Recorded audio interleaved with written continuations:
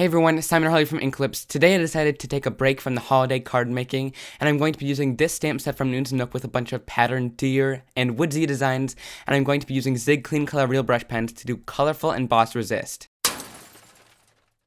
Alright, so today I'm going to be using my mini Misty to start out with. I find that this tool works super well and I use it all the time because I'm not too great at stamping, but today especially because we're using watercolor cardstock, which is quite textured, and the image that we're using today is pretty big and it has a lot of detail in it as well, so I'm going to need to stamp it way more than once in order to get a really nice detailed impression for me to be able to emboss over top of it and not lose any of that really crisp image. So I'm just going to be lining it up towards the left side here because we're going to be adding some more stuff to the right side later in the card.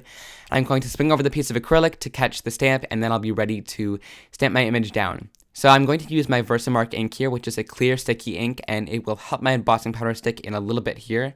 And I'm just able to flip that over and stamp it down. Now you can re-stamp it as many times as you want. As long as you keep the paper in the same place in the Misty, it'll work really well for you. Then I'm going to take this gold embossing powder here, and I'm just going to sprinkle it right over my image and tap it off. And then I'm going to heat my embossing powder here. I find that heating it from the back gives a much smoother effect with the embossing powder I'm using today. And then just finish it off by heating in the front to give any of the flakes that didn't get a chance to melt, to be able to melt, and you get a really nice, shiny, smooth embossed effect then. So here are all the colors of Zig Clean colors that we're using today. I'll be sure to link them over at my blog if you guys want to go check over there, but just pause your screen right now if you want to follow along with the coloring. I decided that I just wanted to keep it really clean and simple today to do some emboss resist with some gold and then just some really simple and bright colors here. I was trying to think of something really interactive and like an amazing card to make today, but I just figured out the simpler you can go with it, the better it turns out. So I decided to just go in kind of not really a rainbow order, but the order that the colors worked best in. So I did purple, then dark blue, and then onto the lightest blue, and then from there I went from pink to red and then orange and yellow at the bottom. I think the colors and the blending went super well in today's card, and I loved the effect when they were finished, but you also want to make sure you test out your watercolor cardstock beforehand, because some watercolor cardstocks don't work too well with these Zig Clean Color Real Brush Pens. I'm using the Canson watercolor cardstock today, and I'll have that linked over at my blog. You can also use Bristol, and that works super well, but I'm not quite sure with any other watercolor cardstocks, so you're going to have to test it out beforehand. Now I'm using a water brush here to blend all the colors out because I wanted to look a little bit more like watercolor rather than just markers that were scribbled onto the paper. So I'm just really blending the colors out and kind of softening them into the actual background, and you'll see how to make them even softer in just a little bit here. Now whenever you see my brush go off the screen, I'm just wiping it off on a little paper towel because the brush really picks up a lot of the color, so you're not going to want them to bleed into all the different colors because you really want to keep some of the colors separate, or at least I wanted to in today's video, and not really make them super muddy colors, and I wanted to keep their vibrancy. So I'm just wiping them off on the side and really spreading out some of the colors that we colored on today and making the edges less jagged. Then, to even smooth it out just a little bit more, I'm going around the edges once it's all sort of dry, and I'm pulling out the color just a little bit more so that it kind of fades back into the white space.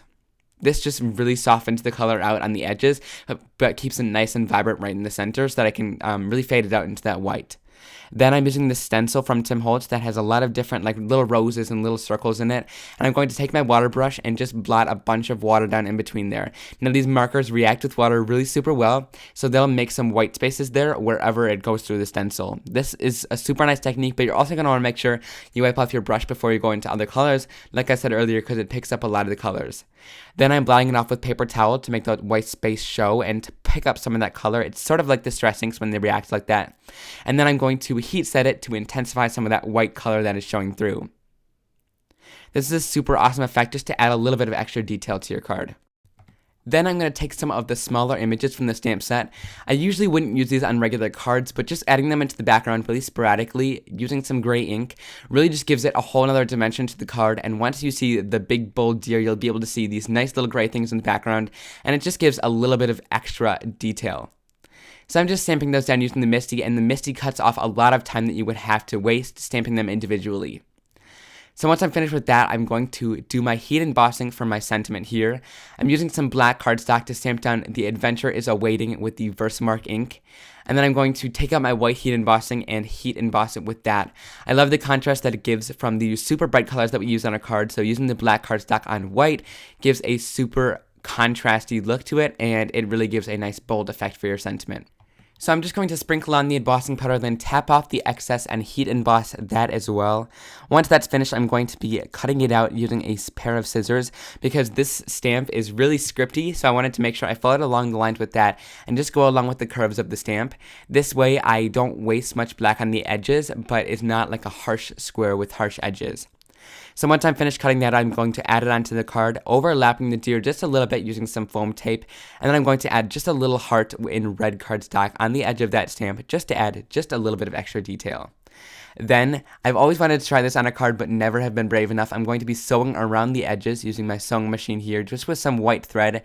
You can use gold thread or whatever color you want, but I wanted it to be a little bit more subtle than that, so I'm just sticking with the white thread here just to once again add a little bit of extra detail on the card. Because it was such an easy technique today, I wanted to add lots of extra little subtle details on the card. So once that's all finished, I added it onto a card base, and that's done with the card for today. I hope you guys really enjoyed this simple effect, but it gives a really bold statement on your card. I took a break from the Christmas cards, but I'll probably be back very soon with another Christmas card as well to get in the mood for the season. On screen, I've linked 2 of my latest videos if you want to watch more of my content. If you like this video, please give it a big thumbs up, and don't forget to hit that big subscribe button on screen, my little avatar there. Also, if you want to visit my website, there'll be much more information there, as well as pictures and a full supply list as well. I hope you guys will have a great day, and I'll see you very soon in another video. Bye!